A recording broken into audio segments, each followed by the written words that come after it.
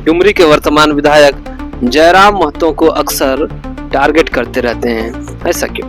विधानसभा को घेरने का जो आंदोलन का बिगुल फूका था, जिसको जिस रफ्तार से और जिस तेजी से जिसको हाईजैक किया, उस मैटर को, उस विषय को ही चेंज जिसने किया, वो शख्स था जयराम महतो। वो मुद्दा नहीं उठा रहे हैं, वो जिस तरह से आंदोलन को हाईजैक करते हैं उसी तरह वो विधानसभा को भी हाईजैक करने का प्रयास करते हैं। वो नौ भाषा है, नौ भाषा को ही प्राथमिकता देनी चाहिए। 2021-22 का भाषा आंदोलन, जब झारखंड के युवा सड़कों पर निकले थे अपनी भाषा के सम्मान को बचाने के लिए, झारखंड की भाषाओं का सम्मान बचाने के लिए वो क्रांतिकारी युवा निकले और उन्होंने एक इबारत लिख दी। उन्हीं क्रांतिकारियों में से एक क्रांतिकारी हमारे साथ मौजूद हैं, इमाम सफी, जिन्होंने विधानसभा का चुनाव भी लड़ा है। 2024 के विधानसभा चुनाव में बोकारो विधानसभा से उन्होंने अपनी किस्मत आजमाई थी। तो फिलहाल हमारे साथ है इमाम सफी, स्वागत करते हैं हम। इमाम जी, आपका स्वागत है। जी शुक्रिया, बहुत बहुत जोहार आपको भी। आज आप पूरे झारखंड के परिदृश्य को कैसे देखते हैं? आप भाषा आंदोलन से उभरे एक व्यक्तित्व हैं, वर्तमान समय को किस तरह से देखते हैं? क्योंकि भाषा आंदोलन को हुए करीब 4-5 साल हो गए। बिल्कुल 4 साल तो पूरा मान ही चल कर, हाँ करीब 4 या 5 साल हो गया लगभग। ये 5 साल जो है बहुत ही निराशाजनक रहा। जैसे देखा जाए 2001 में जो लास्ट के समय में जिस तरह से मुख्यमंत्री हेमंत सोरेन जी की सरकार में बोकारो और धनबाद में जिस तरह से मगही, भोजपुरी और अंगिका इस भाषाओं को थोपने का जो काम किया था, उसके विरुद्ध जो एक आंदोलन हुई थी, उसमें हम लोगों ने शरीक होकर बढ़ चढ़कर भाग लिया था और उस आंदोलन को पूरे राज्य में फैलाने का जिस तरह से मेहनत किया था, जिस तरह से जुनून और उस समय जो जज्बा थी लोगों में कि उस समय का एक अलग ही था। और अब आज 5 साल के बाद हम लोग वहीं पर हैं और देखा जाए तो उससे और पीछे चले गए हैं। ये बहुत ही दुर्भाग्य की स्थिति है। अच्छा, आप बहुत सक्रिय रहते हैं सोशल मीडिया पे, आपके कुछ पोस्ट लगातार जो है सुर्खियां बने रहते हैं और आप उस कालखंड से ही उभरे एक युवा नेता, डुमरी के वर्तमान विधायक जयराम महतो को अक्सर टारगेट करते रहते हैं, ऐसा क्यों? इसके पीछे कारण है, मैंने कहा कि पिछले 5 साल से जो भाषा आंदोलन या खतियान आंदोलन जो चला और जो 60-40 के विरुद्ध में हम लोगों ने बोकारो रांची के विधानसभा को घेरने का जो आंदोलन का बिगुल फूका था, जिसको जिस रफ्तार से और जिस तेजी से जिसको हाईजैक किया, उस शख्स ने जिस तरह से उस मुद्दे को गौन किया और अपने स्वार्थ और अपने मतलब और अपने महत्वाकांक्षा को पूर्ति करने के लिए वो एक आवाज था। उस समय लोग कहता था ना जाति ना पार्टी, सबसे पहले माटी। उस सब्जेक्ट को, उस मैटर को, उस विषय को ही चेंज जिसने किया, वो शख्स था जयराम महतो। मैं तो मानता हूं कि पिछले 26 साल से झारखंड में जितने भी लोगों ने, जितने भी नेताओं ने यहाँ पर राज्य किया, बताइए कि झारखंड बनने का तो सपना पूरा हुआ ही नहीं, विपरीत उसके ये 25-26 साल ये झारखंड और पीछे चला गया। तो इसका सबसे ज्यादा यदि हम जिम्मेवार मानते हैं तो जयराम महतो को मानते हैं। इसलिए मुझे इसमें मजबूरी है, मेरा ये जमीर कहता है कि मुझे इसका विरोध करना चाहिए। अच्छा, ऐसा क्यों? अक्सर देखा जाता है कि झारखंड विधानसभा में जयराम महतो अक्सर जन मुद्दों को ही उठाते हुए देखे जाते हैं। उनका पिछला रिकॉर्ड देखा जाए तो सबसे अधिक सवाल पूछना जो है वो जयराम महतो के खाते में है। तो ऐसा क्यों है? क्योंकि जयराम महतो अक्सर जो है जन मुद्दों के, झारखंडियत के सवाल उठा रहे हैं। वो तो समझ रहे हैं और जो समझदार हैं वो भी समझ रहे हैं, वो मुद्दा नहीं उठा रहे हैं। वो जिस तरह से आंदोलन को हाईजैक करते हैं उसी तरह वो विधानसभा को भी हाईजैक करने का प्रयास करते हैं। वो चाहते हैं कि जो 81 विधायक है, कोई नहीं, सबसे तेज हम हैं, सभी मुद्दों को एक लिस्टेड कर लेते हैं और वो जाकर वहां पढ़ते हैं। अगर आपका सचमुच में अगर वो मुद्दा को हल करना होता तो वो एक मुद्दा को पकड़ते और उसके बारे में सवाल का जवाब लेते मंत्रियों से, सरकार से, और लिखित आश्वासन लेते और उसका समाधान करने का कोशिश करते। लेकिन ये तो वही बात हुई ना, जो बच्चे जो है होमवर्क दिया जाता है तो स्कूल में आकर के बड़बड़ा कर बोलेपन करके वो सारे सवाल को पढ़कर सुना देते हैं, तो वो सुनाने का काम करते हैं और लोग दिग्भ्रमित हो जाते हैं और वाहवाही करने लगते हैं। लेकिन ये सिर्फ आंख में धूल झोंकने का काम हो रहा है झारखंडियों के साथ। आपने एक पोस्ट में लिखा है कि हेमंत सोरेन की सरकार बनाने में जयराम महतो की बड़ी अहम भूमिका है। ये मेरा कहना नहीं है, ये उनके जो अंधभक्त हैं उनका एक गैंग है, गालीबाज गैंग है, वो उन्होंने एक बना के रखा है। उन लोग का मानना था, उन लोगों ने लगातार पोस्ट किया। ये सरकार आने के बाद दोबारा जो हेमंत सरकार आई तो उसका वो लोग का पोस्ट देखिएगा तो वो लोगों ने कहा कि नहीं, ये हेमंत सोरेन को बनाने में जयराम महतो का बहुत बड़ा योगदान है, बहुत बड़ा योगदान है।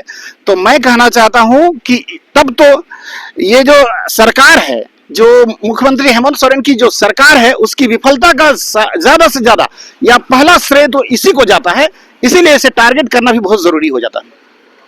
अच्छा, आप जो है एक अन्य पोस्ट में कह रहे हैं कि क्षेत्रीय भाषा में बांग्ला और उड़िया भाषा को शामिल करना ये गलत है। बिल्कुल गलत है। क्षेत्रीय भाषा में 9 भाषा है। 9 भाषा में आप देखिएगा, जैसे कि खोरठा हो गया, कुरमाली हो गया, पंचपरगनिया हो गया, संथाली हो गया, मुंडारी होगा, उरांव, इस तरह से करीब 9 भाषा है। 9 भाषा को ही प्राथमिकता देनी चाहिए।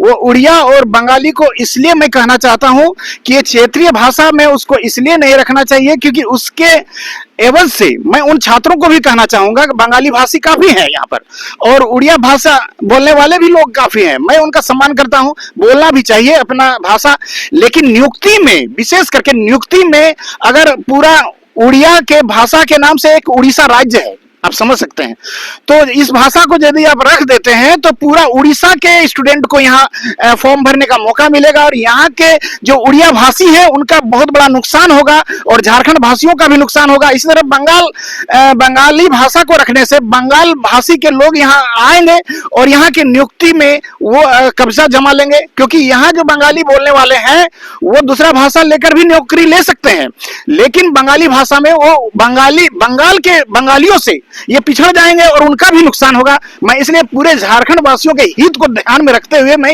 ये तथ्य रखता हूं। अच्छा, इसी भाषा विवाद के तहत जेटेट की नियमावली जो है तैयार होने के बाद भी फिर उसको वापस कर लिया गया और अब जेटेट जो है छात्र फॉर्म नहीं भर पा रहे हैं। तो जेटेट की नियमावली को लेकर आपके क्या विचार है? बिल्कुल, कुछ दिन पहले कैबिनेट की बैठक हुई थी तो भोजपुरी, मगही और अंगिका ये सब भाषा के लिए जो है एक मंत्री, 2 मंत्री जो है इस पर आवाज उठाए थे, लेकिन दोबारा उन लोगों को समझ में आया कि झारखंड की मानस की जो भावना है उसका कदर करते हुए उन्होंने पीछे अपने आप को स्टैंड लिया और उस भाषा को पीछे करके अभी जो है लागू किया गया है। अब हमें उम्मीद करना चाहिए। ये तो दुर्भाग्य है कि 10 साल हो गया अभी तक जेटेट, यह सरकार की विफलता है कि जेटेट का परीक्षा अभी 10 साल में नहीं हो पाई है, जो कि हर साल परीक्षा होना चाहिए। इसके बहाने कितने जो है लाखों बच्चों का जो है उम्र खत्म हो रहा है और अवसर खत्म हो रहा है और नौकरी नहीं मिल पा रही है। स्कूल में देखिएगा करीब हजारों स्कूल है, करीब 30-40 हजार लगभग स्कूल है, जिसमें एक शिक्षक के बल पर जो है पूरा विद्यालय चल रहा है। तो बहुत ही दुर्भाग्य है, एक शिक्षक के बल पर बताइए हजारों बच्चे, जो कहीं 100 बच्चे, कहीं 50 बच्चे पढ़ रहे हैं, तो उनका शिक्षा भी व्यवस्था चरमरा रहा है, खराब स्थिति में है।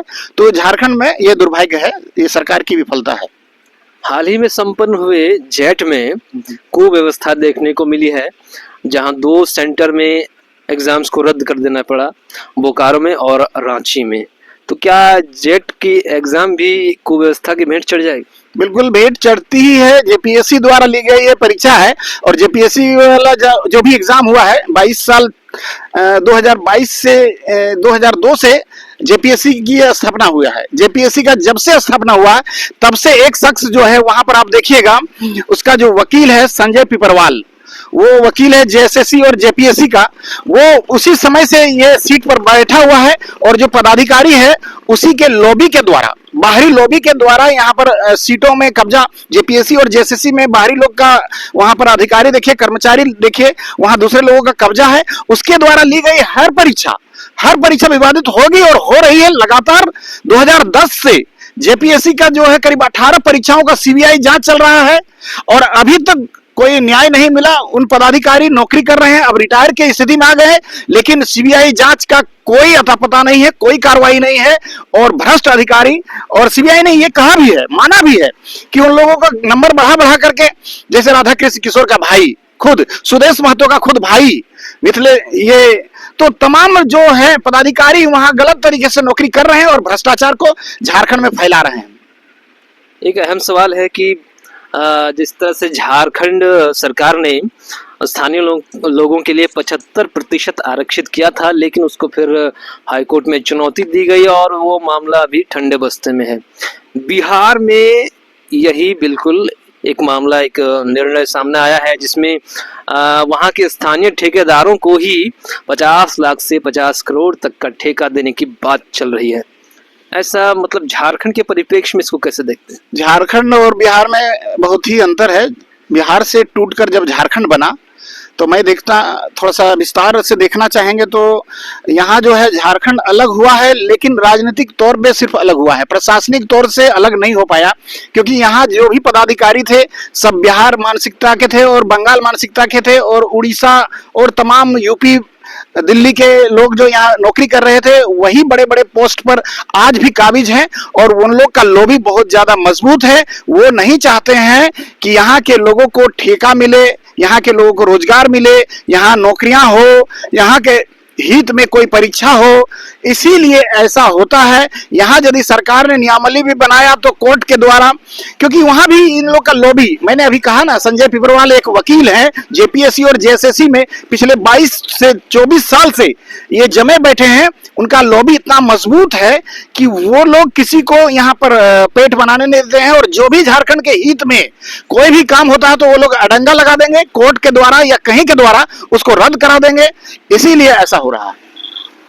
अच्छा, हमारे दर्शक और आपके शुभचिंतक भी ये जानना चाहेंगे कि आजकल इमाम शफी क्या कर रहे हैं? आजकल मैं वेट एंड वॉच में हूँ कि अभी मैं रेस्ट कर रहा हूँ, देख रहा हूँ कि क्या हो रहा है राजनीति में, जो है किस तरह से लोगों को छला जाता है, किस तरह से लोगों को ठगा जाता है। मैं उसे देख रहा हूं कि समझ रहा हूं कि कैसे बचाया जाए राज्य को। मैं चिंतन मंथन कर रहा हूं और अभी बहुत जल्द हम लोग एक टीम बना रहे हैं। झारखंड लेवल में बहुत बड़ा उलगुलान होने वाला है, और जिस तरह से हम लोगों ने पिछले दिनों अगस्त क्रांति किया था, इसी तरह से मुझे भी लगता है कि सभी संगठन को मिला करके एक क्रांति की जरूरत है झारखंड में। और ये अंतिम क्रांति होगी जिसमें यहाँ का जो है सिर्फ राजनीतिक व्यवस्था नहीं, यहाँ जो है प्रशासनिक व्यवस्था को बदलने के लिए हम लोग बड़ा काम करने वाले हैं।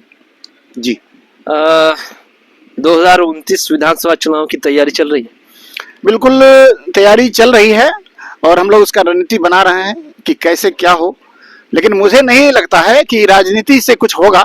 हमें तो सामाजिक तौर से भी काम करने की जरूरत है। इसीलिए हम लोग पहले सामाजिक तौर से लोगों को जागरूक करेंगे, क्योंकि यहाँ राजनीति में जो भी आएगा, जो ज्यादा झांसा दे सकता है, जो ज्यादा झूठ बोल सकता है, जो मक्कारी कर सकता है, जो बड़ा बड़ा दिखावा कर सकता है, उसी को राजनीति में आज लोग जो है क्या नहीं तमगा लगा देते हैं। एक व्यक्ति को, साधारण व्यक्ति को लोग बाघ से लेकर टाइगर से लेकर बाघ भालू क्या नहीं बना देते हैं।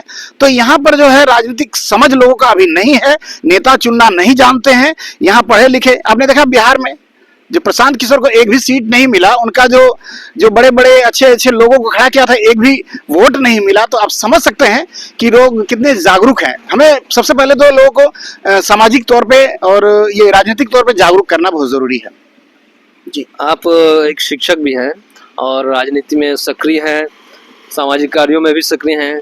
यदि आपको मुख्यमंत्री बनने का अवसर मिला तो पहली प्राथमिकताओं में क्या क्या हो? देखिए, ऐसा यदि मिलता है, ऐसा तो वर्तमान परिप्रेक्ष्य में नहीं लगता है, लेकिन यदि बनता है, मिलता है तो अच्छा काम होगा।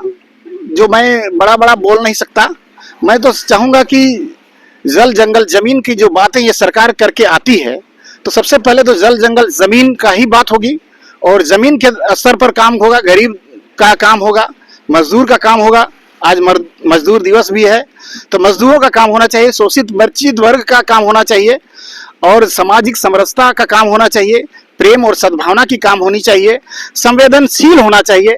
मुझे तो वैसे नेता बनना अच्छा लगता है जो संवेदनशील हो और लोगों के भावनाओं से जुड़े। मुझे वो जो बड़े बड़े तमगा लगाते हैं, शेर, टाइगर, बाघ, वो जो जानलेवा जानवरों का नाम जो देते हैं, आदमखोर जानवरों का नाम, मुझे वैसा झूठ, फरेब और मक्कार लोगों से सख्त नफरत है। मुझे संवेदनशील बनना है, लोग भावनाओं से खिलवाड़ नहीं करना है। हमें जमीन से जुड़ करके जो भी काम होगा सच में होगा और वही काम जो बोलेंगे वही काम करेंगे। जी चलिए, बहुत बहुत धन्यवाद इमाम जी, आपने अपना बहुत बहुमूल्य समय दिया। धन्यवाद। आपको भी शुक्रिया।